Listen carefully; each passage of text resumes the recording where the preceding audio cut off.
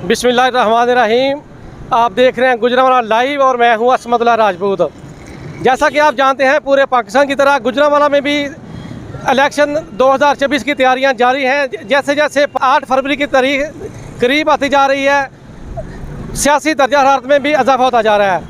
गुजरांवाला के अंदर मजमूई तौर पर 5 कौमी और 12 सूबाई असम्बलियों की सीटों पर मुकाबला होने जा रहा है, जिसके लिए तमाम तैयारियाँ मुकम्मल की जा रही हैं।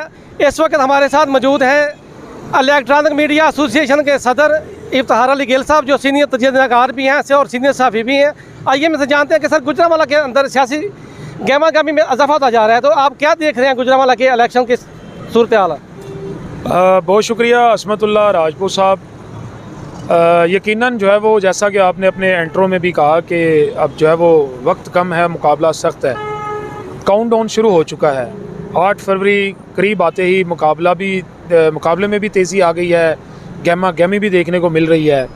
और गुजरांवाला की सियासत की अगर बात करें तो गुजरांवाला की सियासत में जो शहर के जो हल्के हैं, जिसे मेट्रोपॉलिटन कॉरपोरेशन की हदूद कहा जाता है, उसमें NA 78 और NA 80 ये 2 ऐसे हल्के हैं कि इनके नीचे अगर MPA की बात करें, जो PP की सीटें हैं वो 2.5 बनती हैं। ये एक दिलचस्प सूरत हाल है।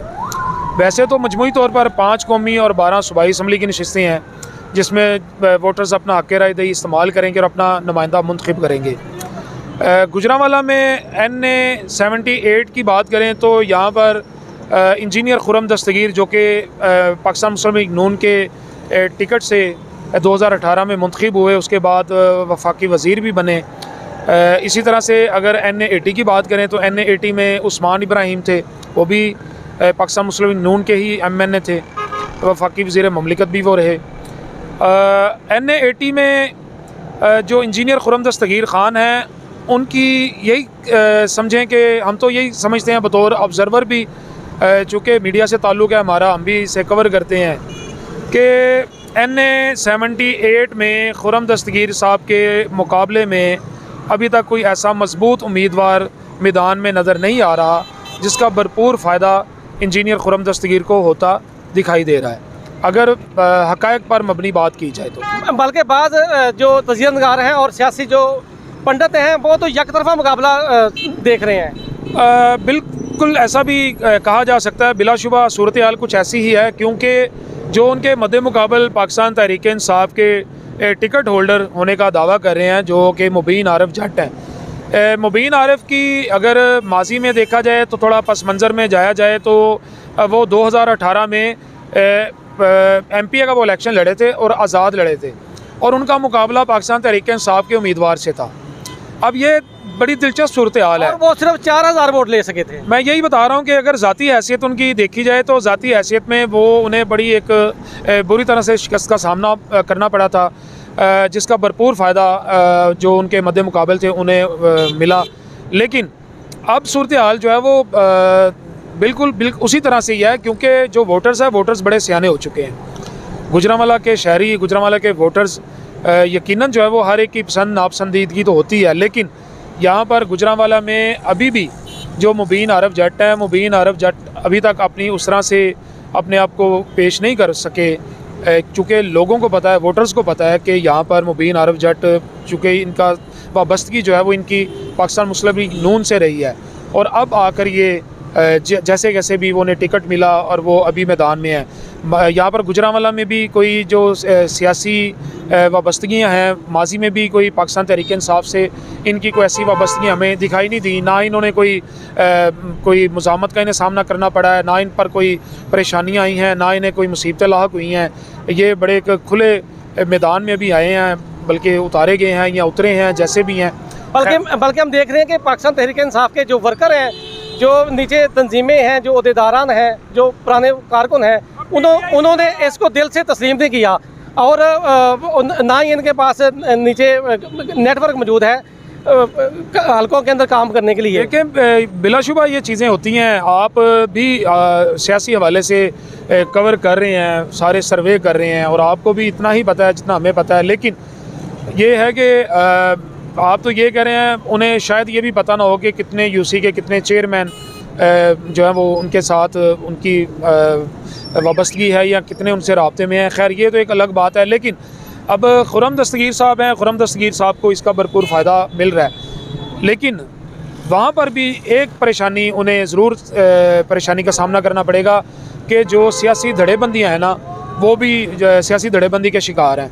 यहाँ पर शहर गुजरांवाला में मुस्लिम लीग नून के भी धड़े हैं, वो भी जो है वो धड़ेबंदी का शिकार हो गया। जैसा कि खुर्रम दस्तगीर साहब के नीचे जो MPA हैं उनमें अगर बात की जाए PP65 हाजी वकार चीमा है ना, हाजी वकार चीमा आज़ाद उम्मीदवार हैं जो कि साबिक MPA भी थे, 2018 में MPA मुंतखब हुए और अब वो आज़ाद हैसियत से इलेक्शन लड़ रहे हैं।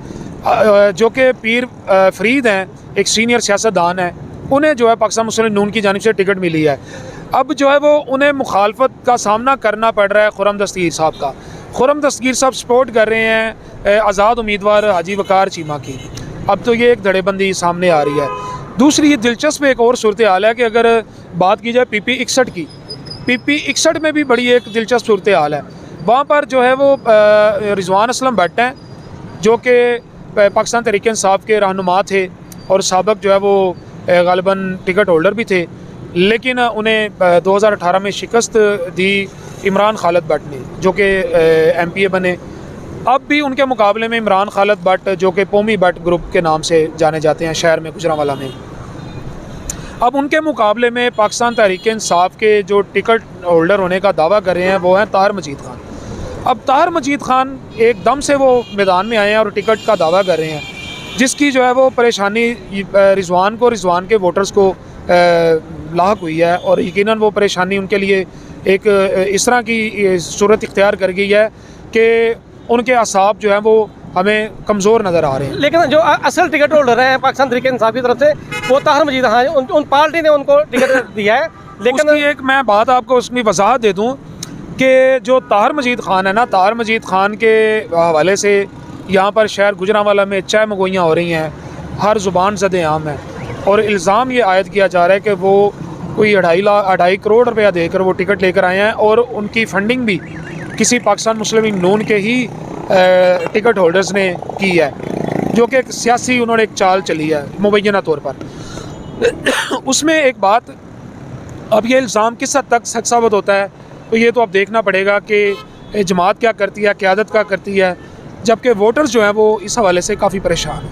अच्छा, हम बात करते हैं PP60 की, जिसमें मौज़म रऊफ़ मुग़ल जिनके वालिद 3-4 मरतबा उस ख़ानदान में MPशिप रही, अब वो न्यू कमर है। लेकिन उसके मुकाबले में जो पाकिस्तान तहरीक इंसाफ ने उम्मीदवार उतारा है टिकट होल्डर, उसकी हम बात करते हैं कलीमुल्लाह खान, तो उनका तो ग्राउंड के अंदर बिल्कुल काम नज़र नहीं आ रहा और कुछ जो 9 मई के वाक़यात से उसकी वजह से वो रपोशी की ज़िंदगी गुजार रहे हैं। देखें, असमतुल्लाह साहब के 9 मई के वाक़यात के असरात तो यकीनन पाकिस्तान तहरीक इंसाफ को भुगतने पड़ रहे हैं, लेकिन जैसा आपने बताया कि मौज़म रऊफ़ मुग़ल जो है वो हाजी रऊफ़ मुग़ल जो कि साबिक़ MPA भी हैं, उनके बेटे हैं।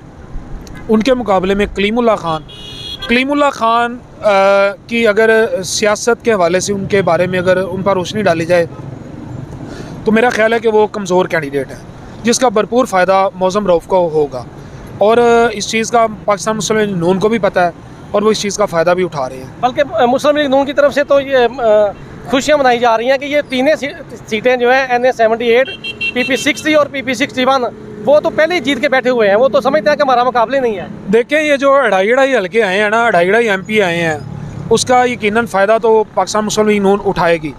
अब देखें ना, अगर PP61 की बात करें, PP61 की बात करें, ताहिर मजीद खान और रिजवान असलम भट्ट दोनों जो है वो पाकिस्तान तहरीक इंसाफ के नाम पर वोट लेंगे, बानी PTI के नाम पर वोट लेंगे।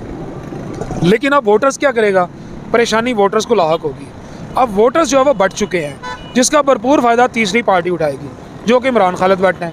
और इसी तरह से जो है वो यहाँ पर भी अगर कलीमुल्लाह के हवाले से अगर बात की जाए तो उसका भी यकीनन फ़ायदा मौज़म रऊफ़ मुग़ल को होगा। और अगर NA-78 की और NA-80 की बात करें तो NA-78 में भी यही सूरत हाल है। 2018 में खुर्रम दस्तगीर के मुकाबले में चौधरी सदीक महर थे पाकिस्तान तहरीक इंसाफ के, उन्होंने तकरीबन 86,000 वोट लिया था। और खुरम दस्तगीर साहब एक अच्छी लीड से उन्होंने इलेक्शन जीता, मुंतखब हुए और वफाकी वज़ीर भी बने। इसी तरह से उस्मान इब्राहिम भी हैं। उस्मान इब्राहिम की भी यही सूरत हाल है। अगर उनके नीचे जो MP हैं, MPA भी, वो भी धड़ेबंदी के शिकार हैं। क्योंकि क्या आप समझते हैं कि लाला उस्मान इब्राहिम साहब जो हैं वो, एक बात मैं आपको बताता चलूँ कि उस्मान इब्राहिम साहब एक आज़ाद उम्मीदवार की जो है वो उनकी सपोर्ट कर रहे हैं, जबकि जो उनके नीचे साबिक MPA भी हैं, हाजी नवाज़ चौहान जो कि पाकिस्तान मुस्लिम लीग नून के टिकट होल्डर हैं, उन्हें उनकी हमायत हासिल नहीं है, सपोर्ट हासिल नहीं है। और ये भी एक बड़ी एक धड़ेबंदी सामने आई है यहाँ पर गुजरांवाला में। इसी तरह से बात की जाए अगर ये जो हल्का है चौधरी मोहम्मद अली, वहाँ पर जो है वो चौधरी मोहम्मद अली और अशरफ अंसारी, PP 64 की बात कर रहा हूँ मैं। PP 64 में अशरफ अंसारी जो कि साबिक MPA भी हैं और मुख्तलिफ अदवार में वो उतार चढ़ाव भी सियासी उनका एक बड़ा एक ट्रैक है गुजरांवाला की सियासत में। कभी अप्स डाउन हमने देखी हैं, आपको भी पता है सारा, तो बागी भी हुए, सब कुछ हुआ। अब भी वो जो है वो आज़ाद हैसियत से इलेक्शन लड़ रहे हैं। अब वहाँ पर एक जो PP 63 है, PP 63 में चौधरी तारक गुज्जर हैं। PP 63 में चौधरी तारक गुज्जर जो कि पाकिस्तान तहरीक इंसाफ के टिकट होल्डर अभी तक हैं। इनके मद्दे मुकाबले हैं तौफीक भट्ट जो कि साबिक MP भी हैं पाकिस्तान मुस्लिम लीग नून के। और एक नए जो अभी आज़ाद हैसियत से हैं सामने महर इकराम रज़ा। अब ये तीनों का मुकाबला है। अब जो महर इकराम रज़ा है वो भी पाकिस्तान तहरीक इंसाफ के नाम पर वोट मांग रहे हैं, चौधरी तारक गुज्जर भी पाकिस्तान तहरीक इंसाफ के नाम पे वोट मांग रहे हैं, और तौफीक भट्ट तो हैं ही मुस्लिम लीग नून के।